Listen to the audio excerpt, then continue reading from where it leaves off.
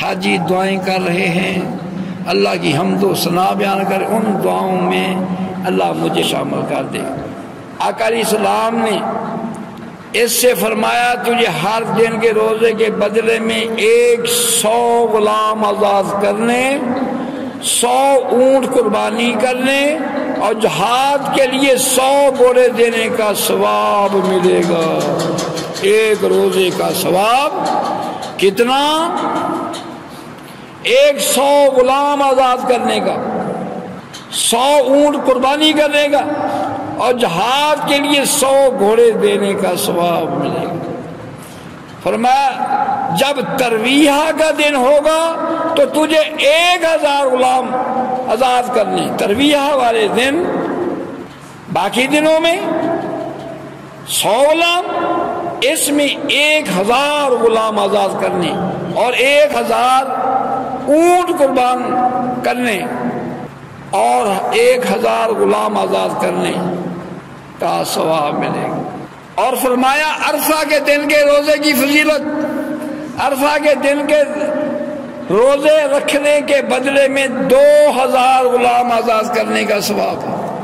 عرفہ کے دن کا جو روزہ رکھے گا اللہ تعالیٰ اس کو 2000 غلام آزاد کرنے کا ثواب اور 2000 اونٹ قربانی کے لیے بھیجنے کا، قربانی دینے کا اور جہاد کے لیے 2000 گھوڑے دینے کا ثواب ہوگا۔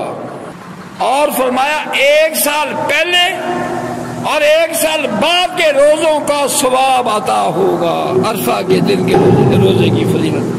حضرت شیخ ابو البرکات رحمۃ اللہ اپنی سن کے ساتھ آپ حضرت عبداللہ بن عباس سے روایت کرتے ہیں کہ نبی علیہ السلام نے فرمایا ان 10 دنوں میں اعمال جس قدر پسندیدہ ہیں، اللہ کو ان 10 دنوں کے اعمال جتنے پسندیدہ ہیں دوسرے دنوں میں اتنے مقبولیت والے نہیں، اتنے پسند نہیں جتنے اللہ تعالیٰ کو ذی الحجہ کے 10 دنوں کے اعمال پسند، عبادت، ریاضت، روزے، شب بیداریاں، نوافل۔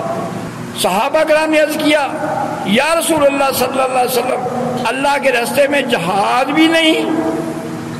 آپ نے فرمایا نہیں، اس سے بھی یہ زیادہ فضیلت رکھتے ہیں۔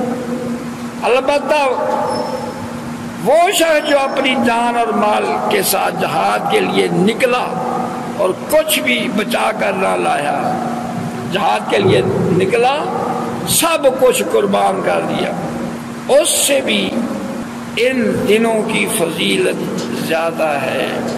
شیخ ابو البرکات رحمت اللہ اپنی سند کے ساتھ حضرت حفصہ رضی اللہ تعالیٰ عنہ سے روایت کرتے ہیں کہ ہمیں خبر دی، آپ فرماتی ہیں کہ آقا علیہ السلام 4 چیزوں کو ترک نہیں فرماتے تھے۔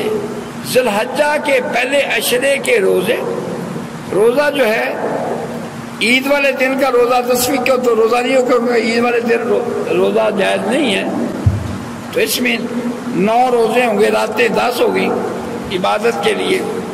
اور آپ ہر مہینے کے 3 روزے اور صبح کی 2 فجر، صبح کی نماز فجر کی 2 سنتیں آپ نے کبھی ترک نہیں فرمائی۔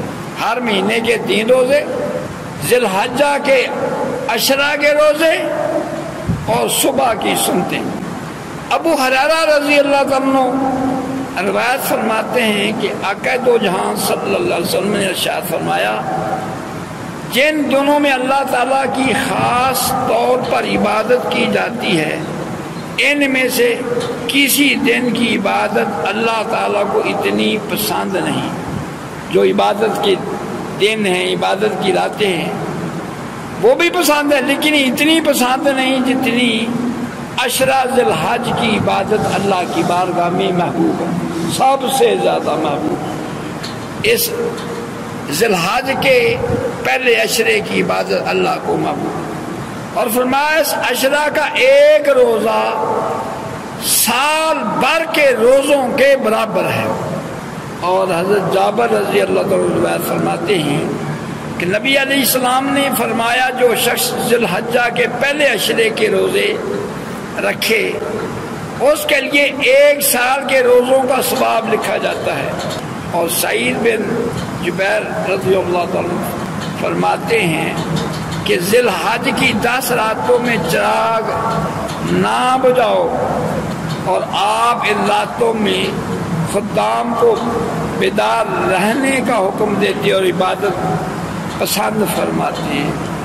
یہ ذی الحجہ کی عبادت، یہ 10 دن عبادت کے دن ہیں، ان کے روزوں کی فضیلت، عبادت کی فضیلت، پورے جو بھی عبادت والی راتیں ہیں اللہ تعالیٰ ان سب راتوں میں سب سے بڑھ کر اللہ تعالیٰ کو اس عشرے کی، ذی الحجہ کے عشرے کی پہلے 10 دنوں کی عبادت سب سے زیادہ محبوب ہے۔